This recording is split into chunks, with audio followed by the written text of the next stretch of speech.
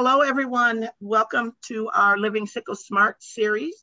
We are pleased to come to you today with a couple of great speakers as we continue to talk about sickle cell disease, a public health emergency.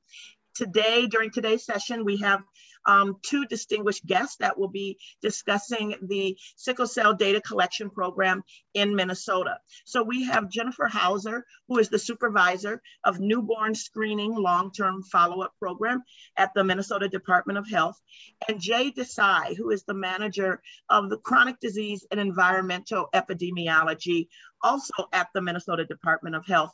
And these individuals are very knowledgeable about the sickle cell data collection program, and we are really looking forward to hearing what they have to say.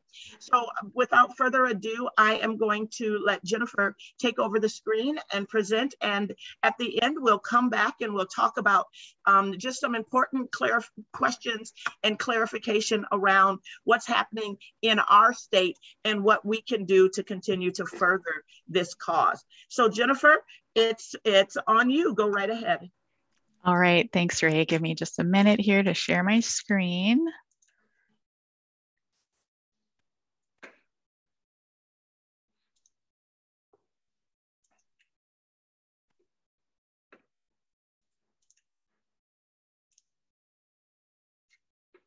All right, Ray, are you seeing my slides? Yes, I am. All right. Well, thank you so much, Ray, for inviting Jay and I to be with you today and be a part of this presentation. MDH's partnership with you and with the Sickle Cell Foundation is so important to the work that we're doing around sickle cell disease, and we really value that collaboration. So today, Jay and I are just going to give a little bit of history and an overview of sickle cell disease here in Minnesota and our role as a public health department in that work and with the CDC. So as Ray mentioned, Jay and I both work at the Minnesota Department of Health, and we, in our kind of regular day-to-day roles, work in different departments, different programs, but this sickle cell work is really collaborative work that crosses a lot of different departments and divisions within MDH. So that's a really good thing to work and do that collaborative work across the whole agency. So the objectives of our presentation today will explain Minnesota's public health role in sickle cell disease, discuss a timeline of the Minnesota Department of Health's role in sickle cell disease, talk a little bit more about the 2018 Sickle Cell Disease Stakeholder Forum, and then give an overview of the Minnesota Sickle Cell Data Collection Program, or the SCDC.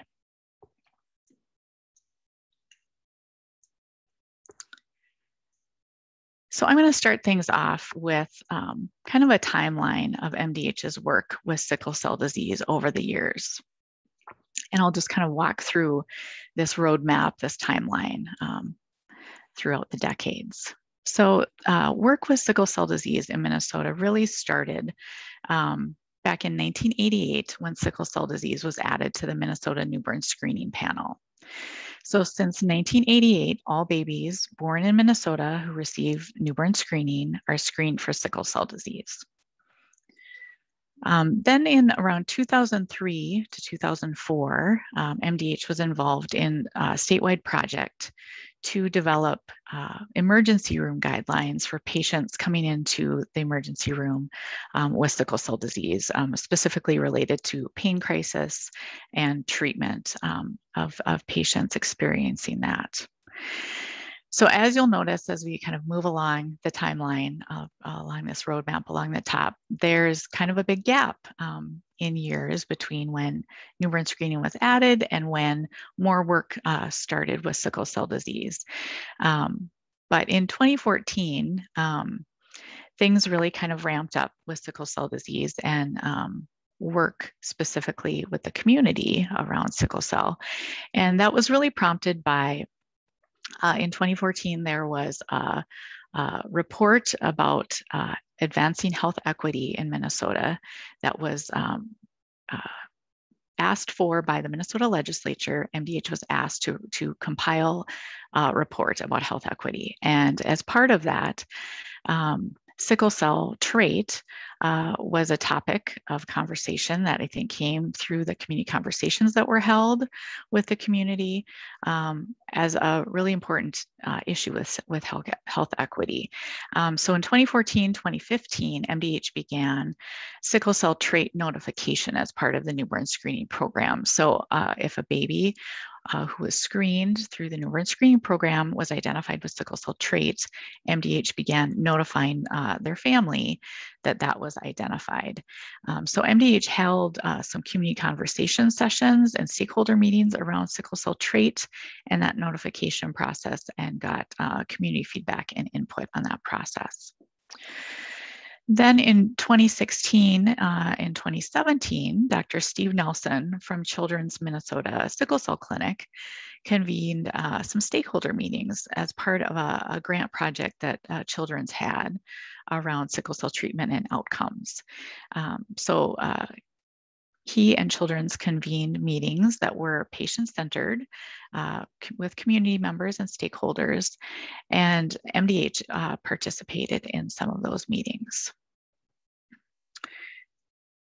So as a result of those community meetings with Children's and other stakeholders, this really prompted MDH to form an internal work group around sickle cell disease. And this was in December 2017 that internal work group was formed. And the goals of that work group were to identify unmet needs of the sickle cell community in Minnesota, identify the role of MDH in addressing those needs and those concerns, and then to provide input to MDH leadership about the issues and potential solutions and the role for MDH in that work. So then I came to MDH in 2018, June of 2018. So I've been at MDH about 3 years. And I think it was my second or third day on the job that Minnesota Public Radio aired a piece on sickle cell disease. And that piece and then that article that was also published online was called "Emergency, Minnesota Slow to Act as Sickle Cell Cases Climb." And this piece really highlighted the disparities in Minnesota and the lack of action around sickle cell disease. So that piece in the media and the attention that got really prompted renewed focus, renewed energy at MDH and with other stakeholders around sickle cell disease. And in August of 2018, MDH reconvened the sickle cell work group and kind of expanded it to include other stakeholders from the community. It was not just the internal work group. Sickle Cell Foundation and Ray were involved with that, Steve Nelson from Children's, and also internal partners across the agency of MDH. So it really was a priority and a focus of that work group to plan a community stakeholder event to bring together the impacted community, to bring together medical and public health professionals, government partners, researchers, and other interested individuals. So then on December 10th of 2018, there was a stakeholder community forum that was held. And this was held at a church in North Minneapolis. And I'm going to get into much more detail about that event in a few slides. But that event and the results of that event really spurred much more action and much more activity around sickle cell disease in the past few years at MDH and with all of the stakeholders in our communities and across the state. So as a result of that stakeholder forum, MDH was really watching for opportunities and trying to figure out ways to get funding for sickle cell disease and get better access to and utilize data around sickle cell disease. So it was really perfect timing that then in the spring of 2019, there was a funding opportunity that was posted by the Centers for Disease Control, or CDC, for a 1-year grant to build capacity in states around sickle cell disease. So MDH applied for that grant with collaboration of many community partners, I think there were 13 different letters of support that were put forth as part of that application. And we were awarded funding that started in September of 2019 to begin that work. It was a very collaborative project with many stakeholders and partners, and we'll get into the details of that project in a little bit as well. But that year-long project really put us in a good position to get partnerships and infrastructure in place to think about how can we start collecting and utilizing data around sickle cell disease. So then towards the end of that year, there was another funding opportunity from the CDC to apply for funds to actually implement a surveillance or data collection project and kind of put into practice the work that we've been doing in that capacity building grant. So in September of 2020, we were awarded funding for a 3-year grant that began the work of actually implementing data collection program through the CDC. And later in our presentation, Jay will walk through both of those CDC projects to give some more details. But that gives kind of an overview of the work that MDH has been doing with sickle cell disease. And you'll notice looking at this timeline that things have really ramped up in the last few years.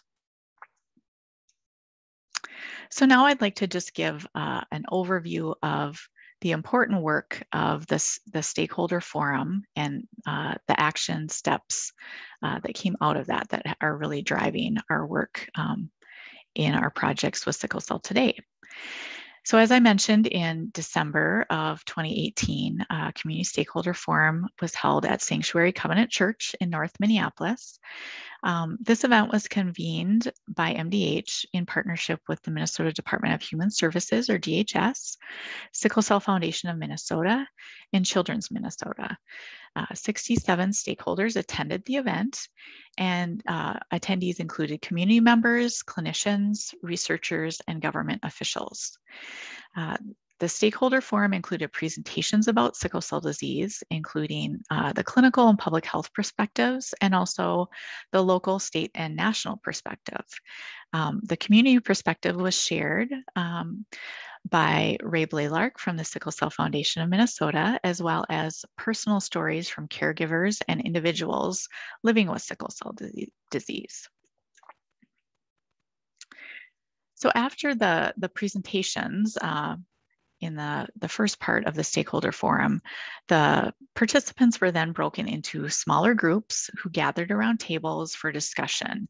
And these were the questions that the small groups discussed. So the first question was, when you reflect on the burden of sickle cell disease, what are the 3 most important issues impacting populations affected by this disease? The second question asked was, what can we do as a collaborative community to improve care for adults living with sickle cell disease? And lastly, if money were no object, what are 3 new services, programs, or collaborative efforts you would implement to address sickle cell disease? So notes were taken at each of the small group discussion tables to capture the feedback and the comments provided by the community and stakeholders. And then this information was reviewed and summarized by MDH staff to identify themes and issues related to sickle cell disease. So this is a list of the issues that were identified by the stakeholders and the community members. Number 1, lack of comprehensive care across the lifespan. The need for transition support, so transition from pediatric care to adult care. Racism and equity. Policy, systems, and environmental gaps. Lack of support for families and individuals affected by sickle cell disease. The emotional needs of families and individuals living with sickle cell disease. Needs for research, treatment, and therapies. And needs around data gaps and just needing to use data to further the work of sickle cell disease to obtain funding and more support. So based on these themes and issues that were identified, next steps were then identified. And these were the 4 recommendations that came out of the Stakeholder Forum: to seek dedicated funding around sickle cell disease, to establish emergency department guidelines. And you may remember that there were guidelines that were developed in the early 2000s, but there was a need identified to revisit those and update them and just share them more broadly and have more awareness that they existed. The 3rd recommendation was to improve access to and utilization of data related to sickle cell, and then also establish work groups and partnerships. So as a direct result of the Stakeholder Forum and the recommendations that came out of that community event, MDH really began watching for opportunities for funding and ways to increase access to data, and also continue and expand the partnerships around sickle cell disease. So this led to MDH applying for and being awarded funding to build capacity in Minnesota around sickle cell, and also begin building a statewide data collection system for sickle cell disease. So I will now hand things off to Jay to provide an overview of our sickle cell data collection program in Minnesota. All right, Jennifer, thank you so much. So yes, I'll talk about the work that we have begun with trying to establish a sickle cell data collection system in Minnesota, and what that would entail, and what we're hoping it will help us do in the future. So really what this is the CDC has been working on trying to establish a sickle cell data collection system for several years now. And the goal of this is to improve the quality of life, improve life expectancy for individuals living with sickle cell disease, and as well as in general, their overall health for those living with sickle cell. So what we can do with a data collection program is really get an idea of who has sickle cell, what are the characteristics of the people who have sickle cell, where do they live, how old are they, whether they're male or female, and some of these other issues that can help us really get a grasp of what's the population of sickle cell disease in Minnesota, as well as in some of the other participating states with the CDC program. It will allow us to take a look at what's happening with individuals and populations with sickle cell disease over time, in terms of some of their complications that might be occurring, some comorbid conditions they may have, being seen in the emergency room or in the hospital, and how that might be changing over time. So those are some of the things that we would like to be able to monitor and take a look at. We also want to make sure that we do this well, so that we have good, credible, accurate data that's scientifically sound, that we can then use to help inform the care for people with sickle cell disease. It can also help guide us in determining what kinds of programs and policies and healthcare practices need to be put in place or improved. And as part of that process, really address issues of access to good quality care. And when we talk about good quality care, this often refers to care delivered by healthcare providers and healthcare systems, but at the same time, it can help us understand what kinds of care or resources are needed within the community to help improve the quality of life for individuals and families living with sickle cell disease. And as part of that, sort of overarching all of this, is how do we tackle these larger issues of health equity for individuals living with sickle cell and for their families, and for things such as access to care, access to community resources, and perhaps even starting to look at what are some of the other systemic and institutionalized issues that impact equity for the sickle cell community. Next slide, thank you. So there are, as part of putting together this data collection system, there are a variety of different data sources that we hope to get access to and to use and to link up together, so we can really get a good overall picture of what is going on with our sickle cell community. As Jennifer mentioned earlier, there's newborn screening data to test for people and see whether they have sickle cell disease or sickle cell trait. There's also data that from healthcare providers for when patients go in to see their specialty clinics or general providers, and the treatment that they receive as part of that, as well as the documentation of different kinds of health outcomes. There we have vital record information, so births, as well as when people pass away who have sickle cell disease, and being able to monitor that. And then there's a variety of data that comes in through insurance claims when you go to see the provider, whether it's in primary care or specialty care, or if you have to go to the emergency room or to the hospital. And so a lot of this is sort of claims-based data. Here we have hospital discharge data reflected, Medicaid or other kinds of insurance claims data, as well as data from emergency room visits. So really a host of different information sources that we are going to try and pull together to provide a bigger picture of what's going on with the sickle cell community. And as I was just mentioning, so what are these things that we're trying to take a look at? Well, trying to understand who has sickle cell. It's important to understand, generally speaking, where they live and where is access to different kinds of care that people might need. Perhaps specialty clinics don't exist in certain areas where there are many families with sickle cell disease, and what can we do about that? So that's, again, where we look, see where they live, where they receive their health care.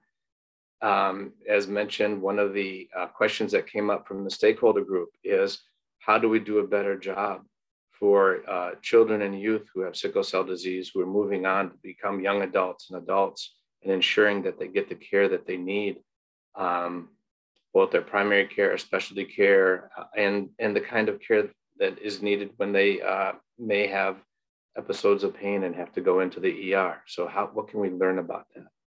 What types of care and services do people with sickle cell use? And how does that compare to what our expectations are of the clinical standards that individuals should be receiving in general, and particularly people living with sickle cell disease? Where are there gaps in that care? Where are the gaps in the recommended care? And what kinds of programs or system changes can we put in place to help reduce those gaps and improve that care?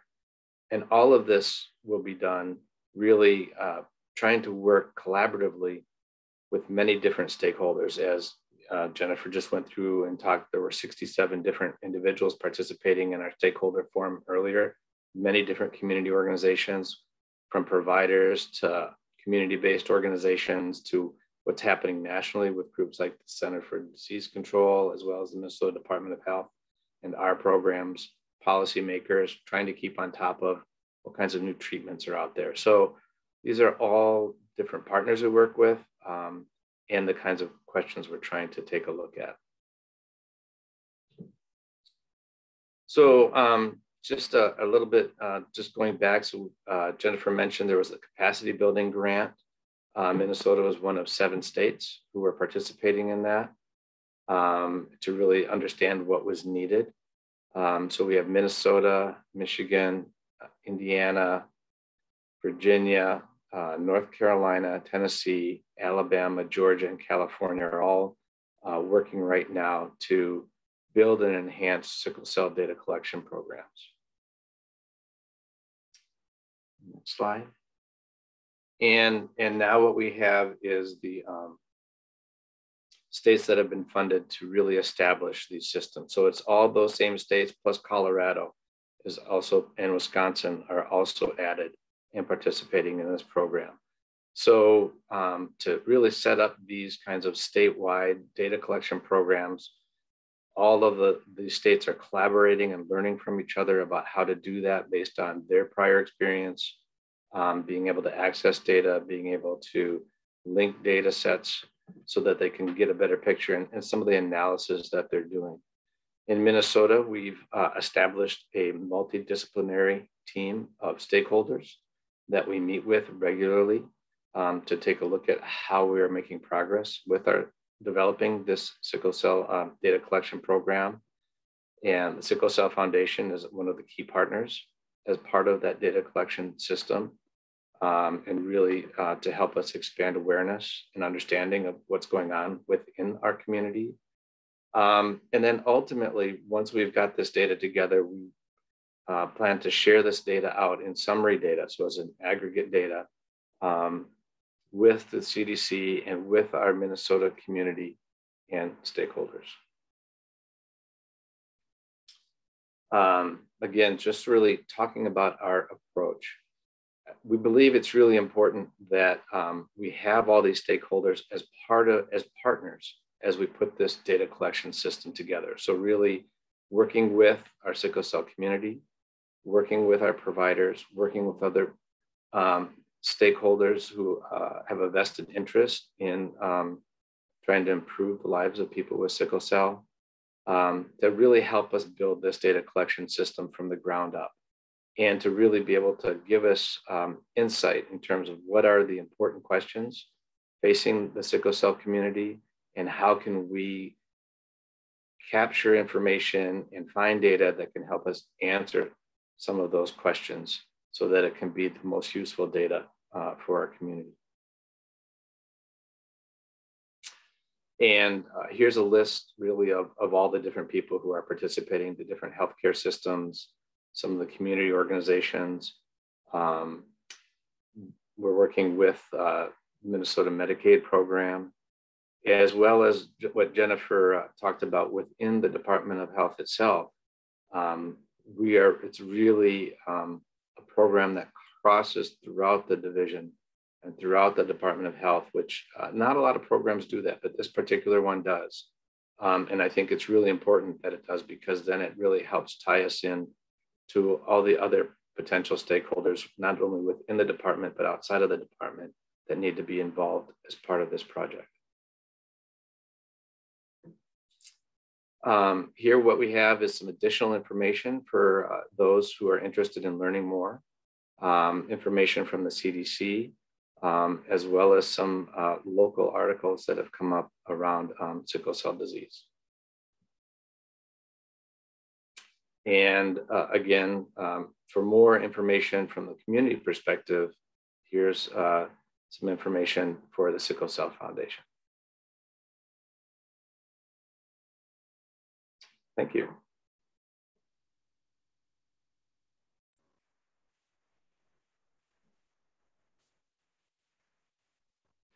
This was awesome. So very, very informative, particularly, thank you very much, both to both you, Jennifer, and to you, Jay.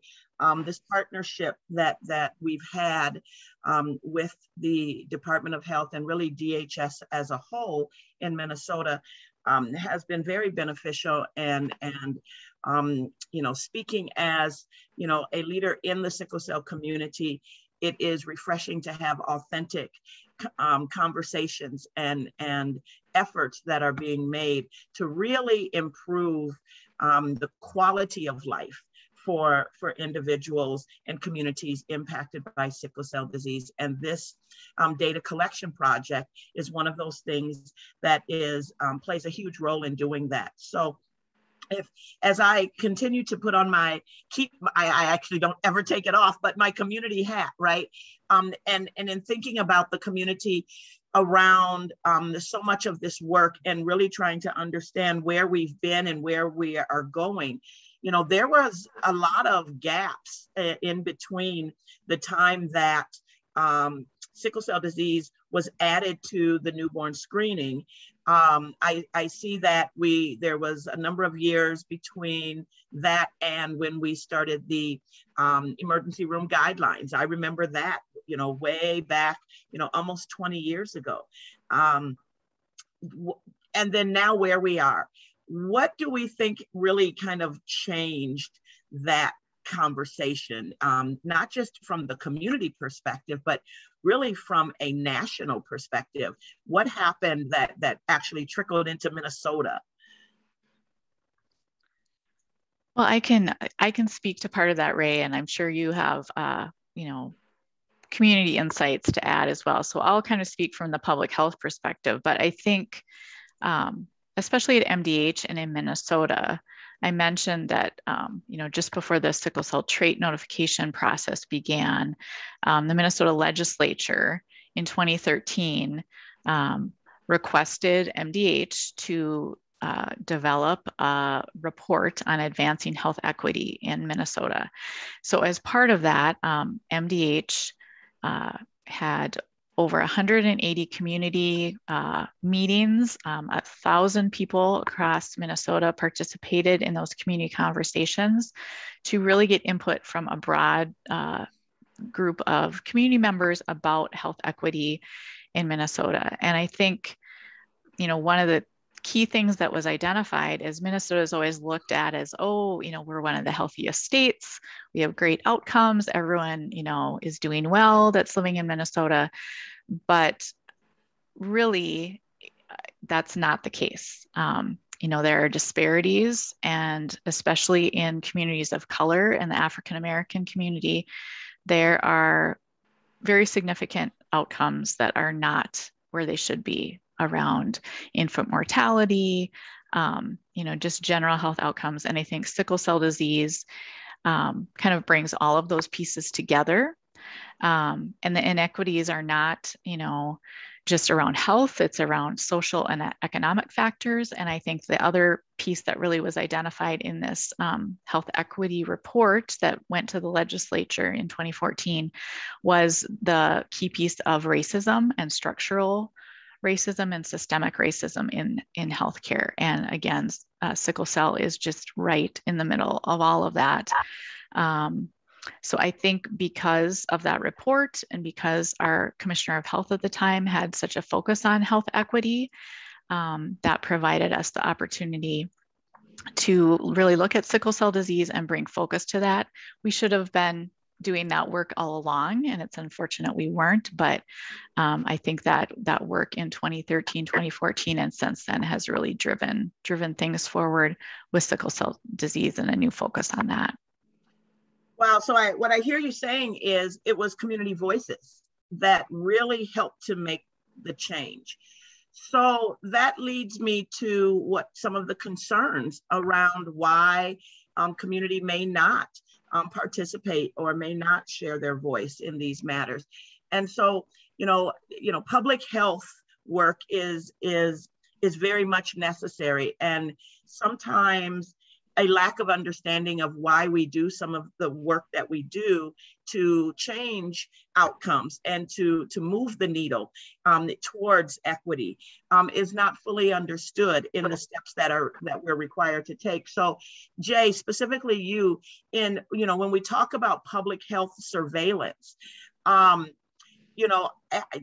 is different than, say, the historical context of community surveillance, meaning kind of that government sanctioned peeping Tom looking for something we're doing wrong, or, out to frame leaders, to disable their voices. This is not that. This is a different type of surveillance from the public health.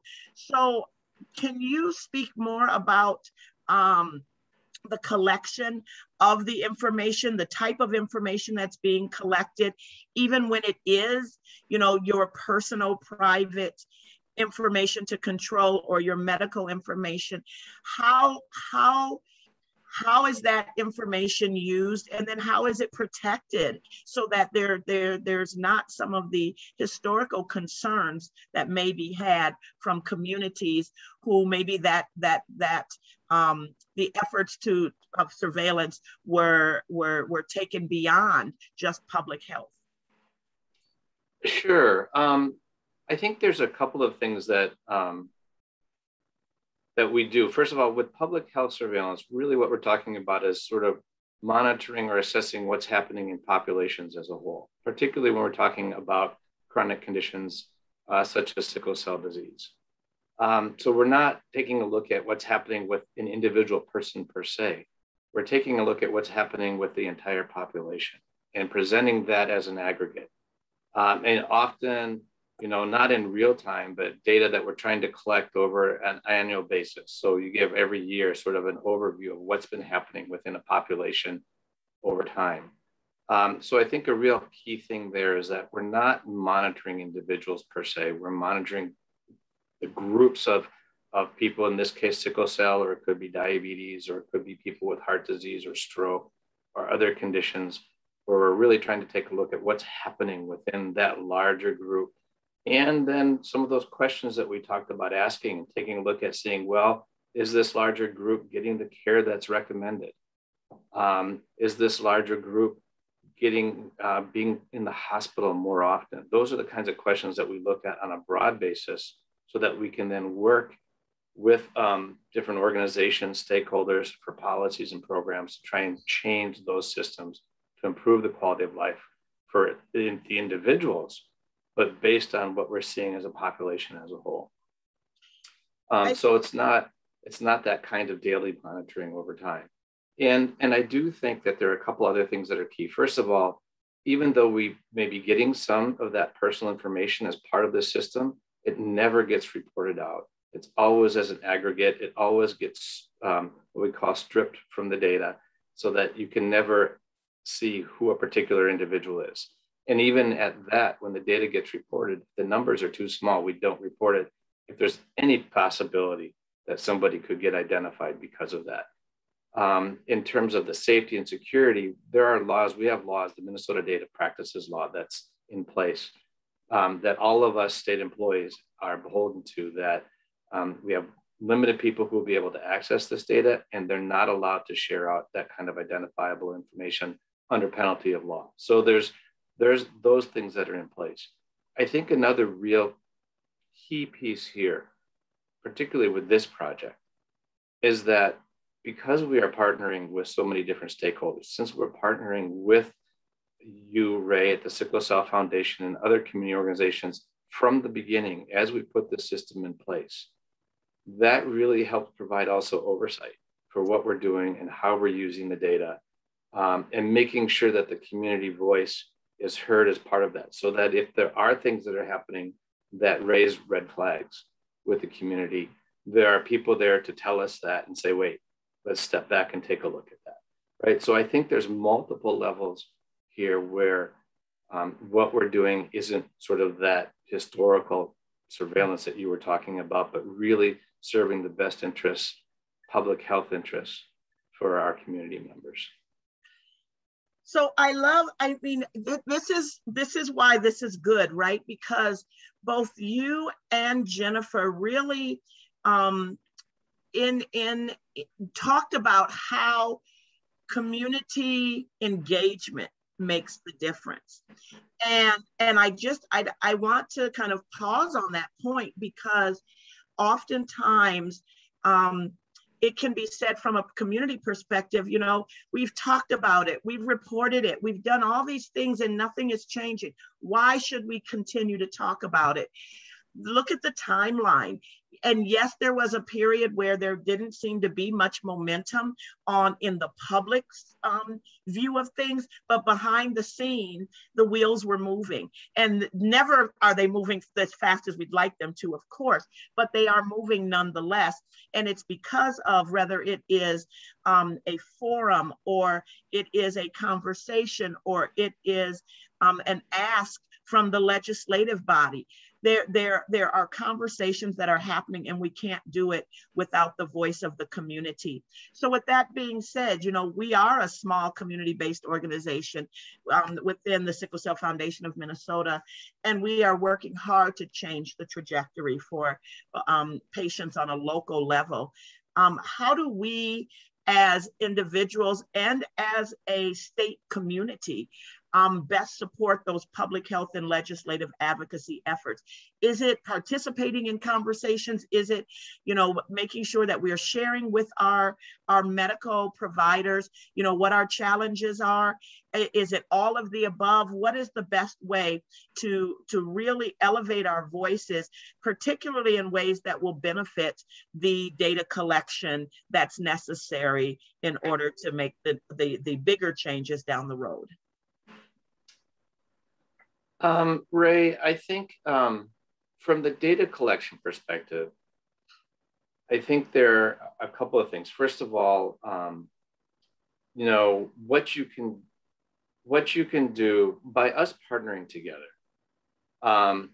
we learn from you about what's important and what we need to pay attention to, and where we have the ability to incorporate some of that into our data collection so that we can have that information that we can then share back with you to use as part of program and policy and advocacy work, I think is a key piece.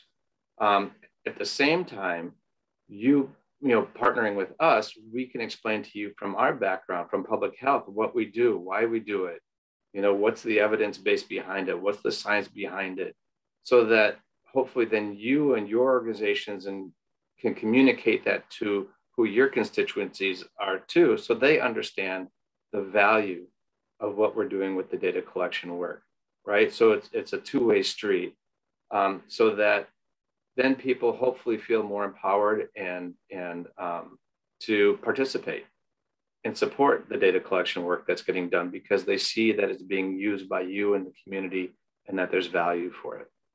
So from a data collection perspective, that I think is important.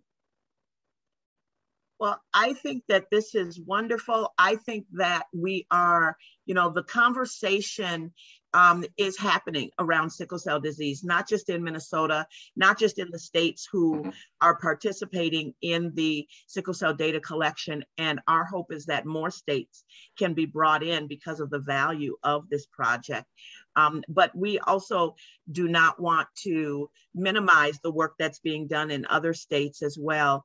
And as we, as multiple communities that represent sickle cell across the country come together, we change the trajectory for all individuals and communities impacted by sickle cell disease. So I'm so grateful to the two of you for speaking on this topic specific to Minnesota.